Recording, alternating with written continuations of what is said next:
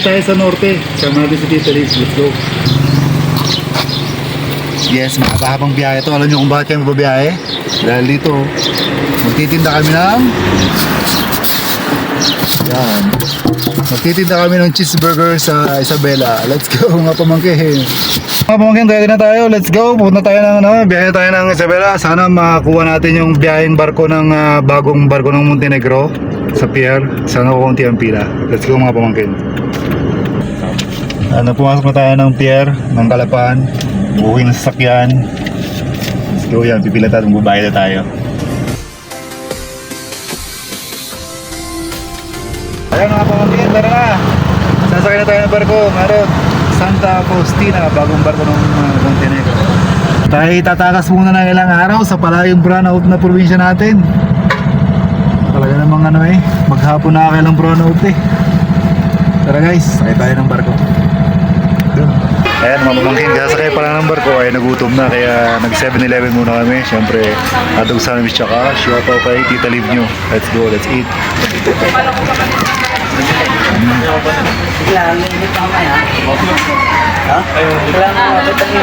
Habang nakatingin doon sa dagat, ayun, nasa may tabi na kami ng sa gilid na kami ng barko ito. That's it mga pamangkin.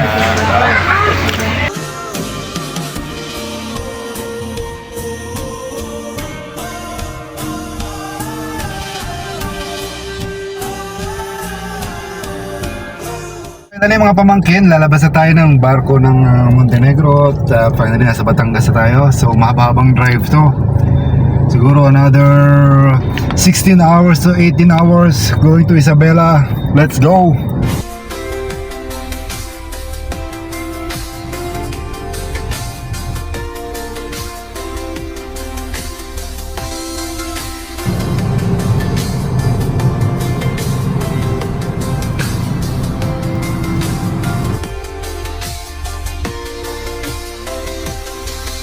So andito na tayo mga pamangkin sa Alabang. So expressway pa rin tayo.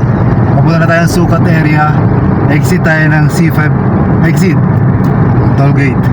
And diretso na tayo sa C5 and then Balindiawak na tayo. Let's go mga pamangkin. Let's go to Norte. Isabela tayo ngayon.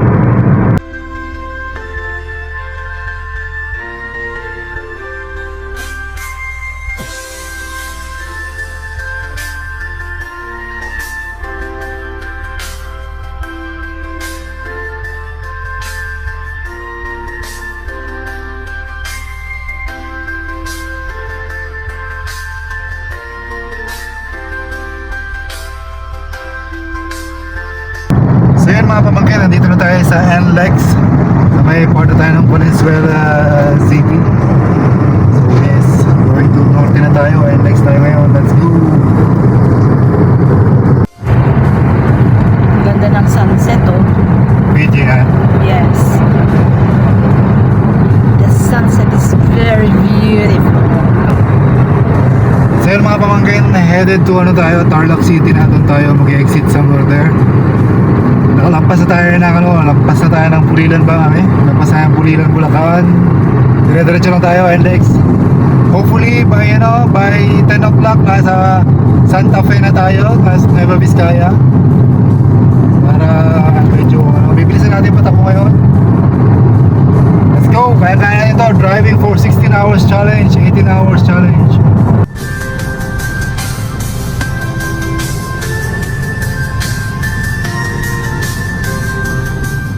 Yung mga pamangkin, nandito na tayo sa CLLX papuntang Talavera at sobrang dilim dito. Ito yung expressway na officially hindi pa or free pa rin to.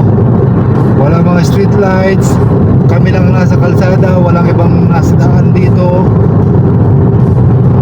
Yun, sa mga nakakatakot pero ginahirapon niya kami ng gabi. Dito pa rin kami sa CLLX papuntang Talavera, Nueva Ecija.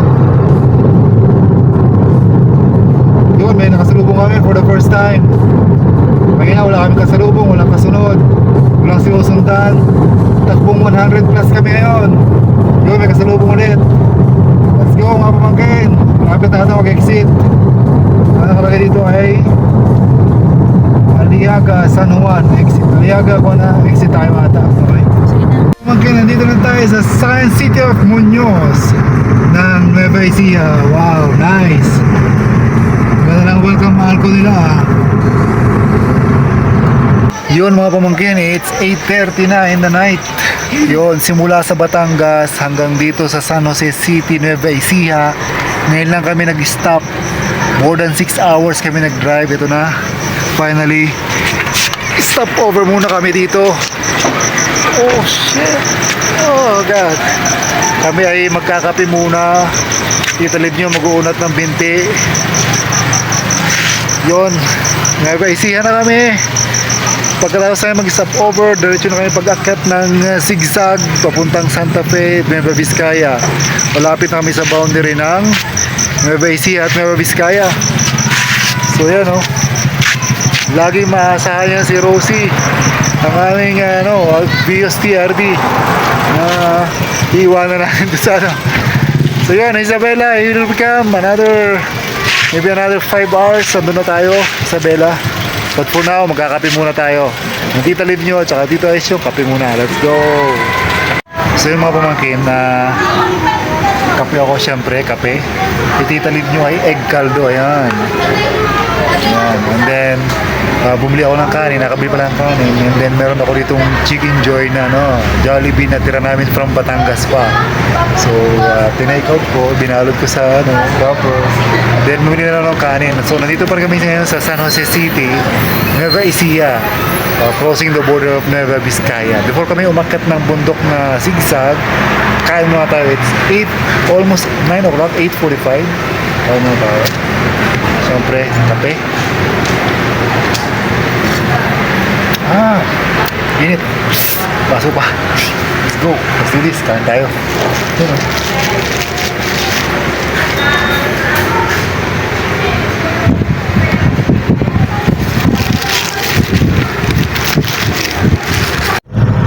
Yung mga pamangkin, pagkita tayo ng bundok na mga sigsag at ang lalaki ng truck sa harap natin. So, hindi tayo basta-basta mag-overtake dahil mga curve, mga blind spot. Dilim pati, sobrang dilim. Pero kanina may mga moment na wala kaming nasa harap, wala nasa likod, kami lang yung tumatakbo.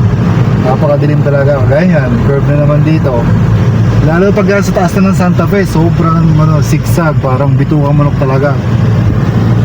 So yan, nag-uumpisa tayo magkat ng bundok sa boundary ng San Jose City, Nueva Ecija at boundary ng Santa Fe, Nueva Vizcaya. Yan. So yan malaking truck. Yung mabagal kasi puno. Let's go! Yung time check mga pamangkin, 11:30 ng gabi, 12 na midnight.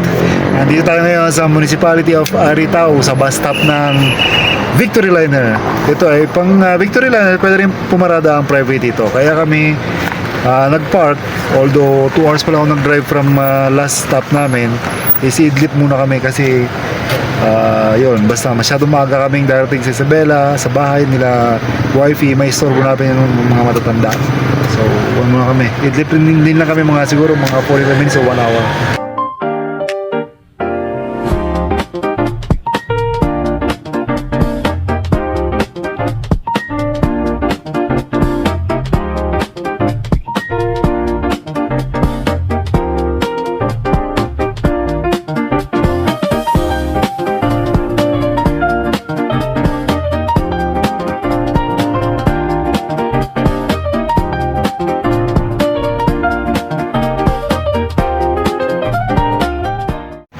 Konting stretch muna, labas tayo ng kotse, yung Victory Liner Victory Liner bus stop. Nandito yung mga private sa banda rito, ayan, may cafe din dito, pero skip muna tayo na Tita Liv nyo, konting idlip lang. So mga pamangkin, finally we're home at around 3:30 kami dumating dito sa bahay nila wifey sa Isabela, San Mateo. 3:30, sobrang pagoda, Hagardo Versosa. Tulog na tayo. Crash na yan, tulog na. Let's go. See you tomorrow.